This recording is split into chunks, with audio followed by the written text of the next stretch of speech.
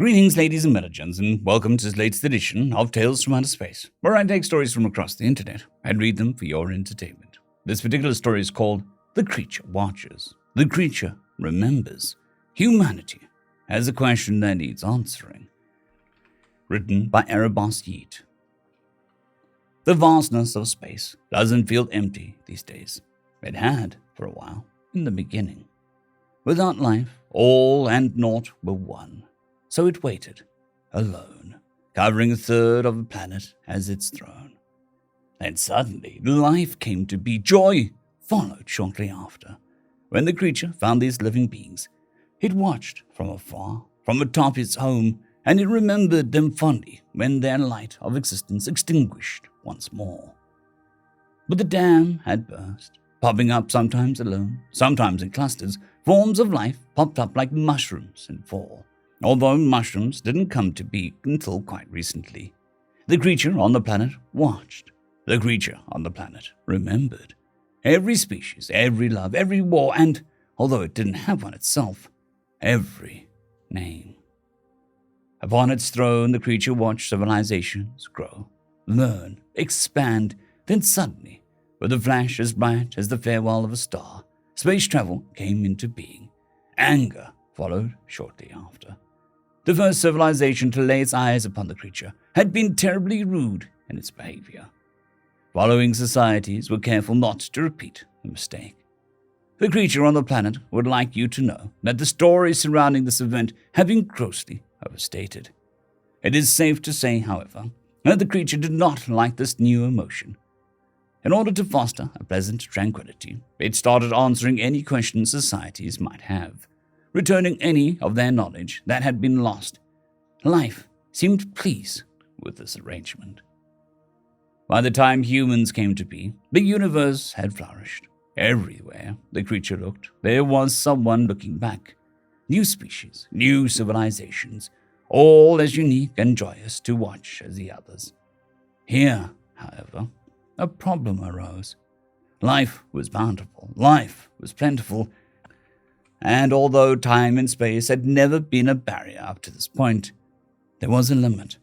The creature reached it, and for the first time ever, it wept.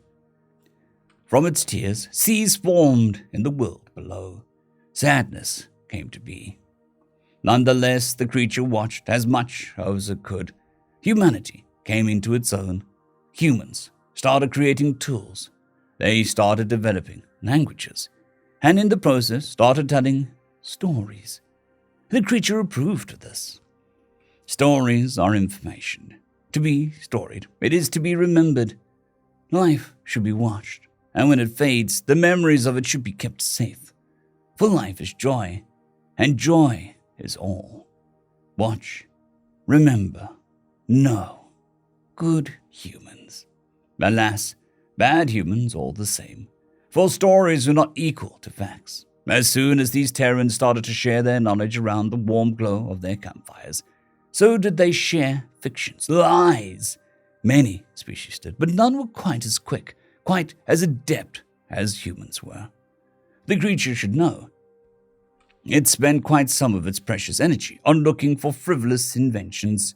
Winged horses, evil spirits, gods more powerful than even the creature itself. It had spent most of its energy looking for this horror described as eldritch, because the description quite resembled itself. The creature had looked everywhere, literally every single place. It didn't dwell on this. It had many other civilizations to watch. Terribly many, very exciting, a little exhausting at times. In order to still obtain it all, the creature had no choice but to limit its spread of knowledge. Every civilization now had a right to one question, and one question only. Some of them spent eons debating on what to ask. Their delegations were pompous and large. Others were represented by a single captain who had lost their way. The creature helped them find their planet again with great pleasure, but warned of what their countrymen would do if they found out the question had been wasted. Some asked for certain technology. Smart choice, although the creature was sure they would have figured it out eventually.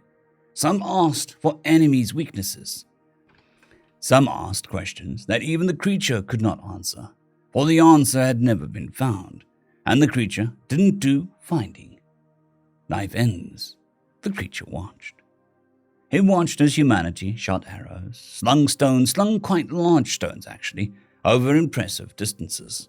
300 Terran meters. A kilometer, 20 kilometers.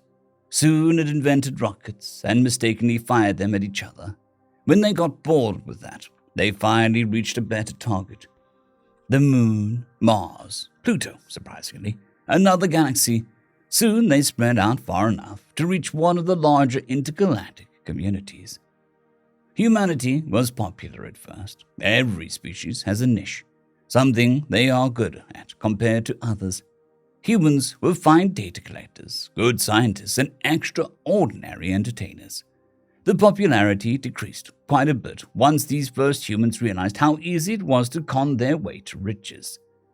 It nosedived when a young Terran called Parser entered a space station of Chintus with not a credit to his name and left it a few hours later in command of some 74 vessels. Parser ordered commands and the crew complied, believing him to be a relieving admiral. He wasn't, and he didn't have the foggiest idea of what he was doing. This is not unusual for humans. Most spend their entire lifetime in that state. Most aren't in control of the crown jewel of the 13th quadrant, the edges of the black hole, a silent vanishing into eternity. 4 ships were left to tell the tale. It was only one event, and definitely not the first of its kind. The Commission decided that it would be the last. Humanity didn't stand a chance. They were simply not yet advanced enough. Pluto fell. Mars fell. Just about all of the inhabitants fell as well, but delayed the fleets enough for a large portion of Earth to be evacuated. The following years were hell. Everywhere they turned, they were either chased out, shot at, or quite rudely told that they were not welcome. Many died on the road leading to nowhere in particular. Eventually, a ship reached the creature on the planet. It was smaller than it once was, but it covered still about a fifth of the planet underneath. Out of the ship stepped not a fanfare or celebration, but one woman, and one woman only. She faced the towering creature, not quite knowing if she was even in the right side of the planet, if she was looking at its face. She greeted, and it greeted her back. Her name was Gaia. She was not that old, even for a Terran. She wanted to cry, but didn't. Admirable, thought the creature. If she had come to ask where her people could go settle, the creature would be pleased to share that knowledge. It just hoped that she chose the right question. "Can I ask it now?" she asked, and immediately felt in her heart that she could. "Ask the right question," the creature thought to himself. "Please." I thank you for your graciousness. Humanity has had a rough time. We lost everything, our homes, our loved ones, our safety. What I've come to ask you, dear "Creature," the creature interjected. What I've come to ask you, dear creature, could we stay with you for a while? Strange. The creature did not recall asking for favors being part of the deal. It also didn't recall it not being part of the deal. It scraped its memory for an answer, but couldn't really find one there. "It's just," the girl continued when she didn't get an answer, "this world has a perfect climate. The oceans are salty, the trees are green, and no one would dare attack us here. I promise we'll get out of here as soon as we get on our feet again." For the first time in a long time, the creature set its mind on the ground beneath it. Gaia was right. The life it loved so dearly had flourished into colorful symphonies and spectacles, right under its long, unmoving tentacles. Its tears had revitalized, and so it came to be that humanity lived between its limbs, resting, rebuilding. They lived of the nature it had so inadvertently created. They warmed themselves with the heat it emitted. They slept on millions of suckers that covered its body, and apparently made for excellent beds. The creature didn't ask for much in return, just not to cause too much of a ruckus, so it could keep watching, so it could remember. After a few generations, most of humanity had left again. Only a small amount still lingered around. The creature didn't quite get why at first, but when these Terrans started building these welcome halls and beautiful gardens, it realized it was being thanked. It accepted. Life is joy. Life is all. Many more years passed. Life kept expanding. The creature that watched only covered about a ninth of the planet by this point. It knew it would be gone soon. Everything goes at some point. Only a handful of humans were still with it. Humanity had moved on. It was glad for them. It still watched them sometimes, but not often. It couldn't anymore. There was just so much life. The creature was so old, it only saw a fraction of what there was to see. But it remembered. It remembered still. It hoped humanity did too. It worried, sometimes, about the humans that still lived between its tentacles. If the planet was attacked, the creature wasn't sure if it would see it in time. It wasn't sure if it was safe anymore. One day, its greatest fear came to be. It felt the ships late, too late for evacuations. Damn it! How dare these creatures? How dare they attack? Life is joy. Joy is all. How dared they? For the first time it could remember, and it remembered, the creature moved. Power coursing through its body, it leapt into the air. Like solar flares, enormous tentacles swept through hundreds of thousands of miles of open space, ready to fight, ready to protect this life it had watched since the beginning of all. The first ship appeared, a behemoth, bigger than any ship the creature had ever seen. It sailed through the dark, but not towards it. Around it, perfect orbit, a respectfully distance, but close enough for the creature to see the words written so elegantly on its hull. Humanity, it read.